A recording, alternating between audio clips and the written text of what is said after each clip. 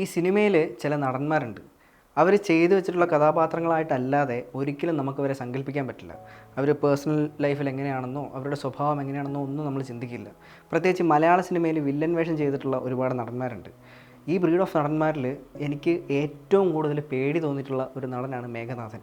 കാര്യം അദ്ദേഹത്തെ സ്ക്രീനിൽ കാണുന്ന സമയത്തൊക്കെ പലപ്പോഴും കണ്ണ് പൊത്തിയിരുന്നിട്ടുണ്ട്. ഓരോ തവണയും മേഘനാഥൻ അഭിനയിച്ച ഏതെങ്കിലും ഒരു സിനിമ ടി വിയിൽ ടെലികാസ്റ്റ് ചെയ്യുകയാണെങ്കിൽ ഞാൻ ഭയങ്കര ക്യൂരിയസ് ആവും.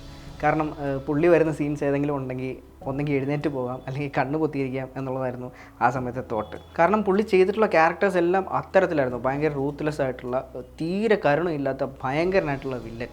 അതുകൊണ്ട് തന്നെയാണെന്ന് തോന്നുന്നു ആ പേടി ഇപ്പോഴും മനസ്സിൽ തങ്ങി നിൽക്കുന്ന രീതിയിലാണ് ആ ക്യാരക്ടേഴ്സൊക്കെ ഡെവലപ്പ് ചെയ്ത് വെച്ചേക്കുന്നത്. ഇത് എൻ്റെ മാത്രം തോട്ടല്ല, ഒരുവിധപ്പെട്ട എല്ലാ ആൾക്കാരുടെയും ചിന്ത ഇത് തന്നെയായിരിക്കും. വലിയൊരു സിനിമാ പാരമ്പര്യം ഉണ്ടായിട്ടും ഈ പറയുന്ന വലിയ നടന്മാരെ പോലെ എസ്റ്റാബ്ലിഷ്ഡ് ആയിട്ടില്ലെങ്കിലും പുള്ളി ചെയ്തിട്ടുള്ള ക്യാരക്ടേഴ്സൊക്കെ പുള്ളിക്ക് മാത്രമേ ചെയ്യാൻ പറ്റുള്ളൂ എന്ന രീതിയിലാണ് അദ്ദേഹം ചെയ്തു വെച്ചിരിക്കുന്നത്. പിന്നെ ഒരുപാട് നാളുകൾക്ക് ശേഷം മേഘനാഥനെ കാണുന്നത് ആക്ഷൻ ഹീറോ ബിജു എന്ന് പറയുന്നൊരു സിനിമയിലാണ്. രാജേന്ദ്രൻ എന്ന് പറയുന്ന ആ ക്യാരക്ടർ കണ്ടപ്പോൾ അക്ഷരാർത്ഥത്തിൽ ഞെട്ടി.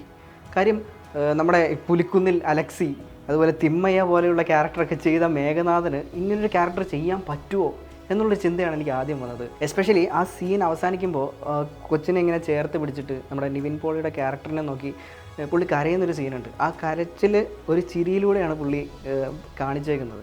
അത് കണ്ട സമയത്ത് ശരിക്കും അത്ഭുതപ്പെട്ടു പോയി. ഇപ്പോൾ കുറച്ച് മുമ്പാണെങ്കിലും ടി വിയിൽ അദ്ദേഹത്തിൻ്റെ കൂടെ വർക്ക് ചെയ്ത ആളുകളൊക്കെ സംസാരിച്ച സമയത്ത് മേഘനാഥൻ വളരെ സോഫ്റ്റായിട്ടുള്ളൊരു മനുഷ്യനാണ്. അദ്ദേഹം ആളുകളോടൊക്കെ വളരെ ജെൻറ്റിലായിട്ട് പെരുമാറുന്ന, വളരെ മിതമായിട്ട് മാത്രം സംസാരിക്കുന്ന, വളരെ സാധുവായിട്ടുള്ളൊരു നടനാണെന്നുള്ള കാര്യം എല്ലാവരും പറഞ്ഞായിരുന്നു. പക്ഷേ നമ്മൾ കണ്ടിട്ടുള്ള സിനിമകൾ വെച്ചിട്ടൊന്നും മേഘനാഥനെ അത്തരത്തിൽ സങ്കല്പിക്കാൻ പറ്റിയിരുന്നില്ല.